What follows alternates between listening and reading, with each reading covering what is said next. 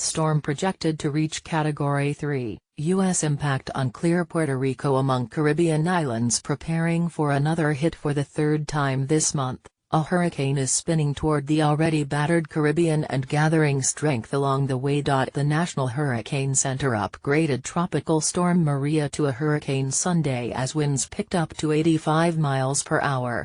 The storm, 100 miles, 160 kilometers, northeast of Barbados, is intensifying, and hurricane warnings have been issued for the islands of Guadeloupe, Dominica, St. Kitts, Nevis, and Montserrat, according to an advisory issued around 11 p.m. New York time. Watches are in place for locations including the U.S. and British Virgin Islands, St. Martin, Anguilla and St. Barthélemy, all of which were devastated by Hurricane Irma earlier this month. Meanwhile, the northeast U.S. is preparing for rain, beach erosion and riptides from a projected brush with offshore Hurricane Jose. Maria is the latest in a series of devastating storms that have battered the Caribbean and Gulf of Mexico during the 2017 season.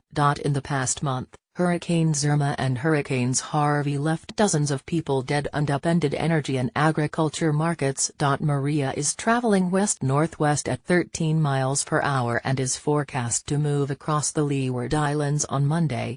Projections from forecasting service AccuWeather Incorporated show Maria will probably become a Category 2 hurricane before reaching the Leeward Islands, and intensify once again to Category 3 as it nears Puerto Rico and the Virgin Islands on Wednesday.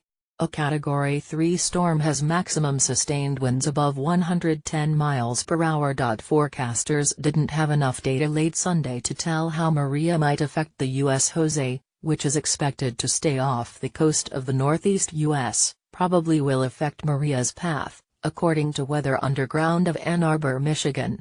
While some models show Maria staying well off the U.S.'s eastern coast, others show it could pose a threat in about a week, the forecasting service said. Islands prepare in Puerto Rico, where Irma knocked out power to more than 1 million customers. Officials set up 450 shelters, closed schools Monday, and plan to send government employees home at noon in advance of Maria. In the nearby Dominican Republic, President Danilo Medina held an emergency meeting Sunday with officials from the Armed Forces and Center for Emergency Operations, before traveling to New York to attend the UN General Assembly meeting.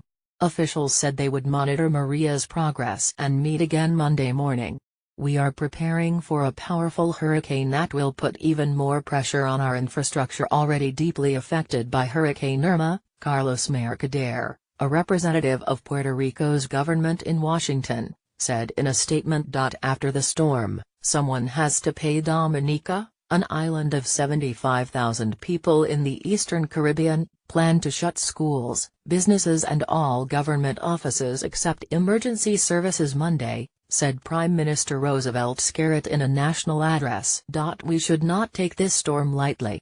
Just because the last one skipped us, we should not believe this one will skip us," he said.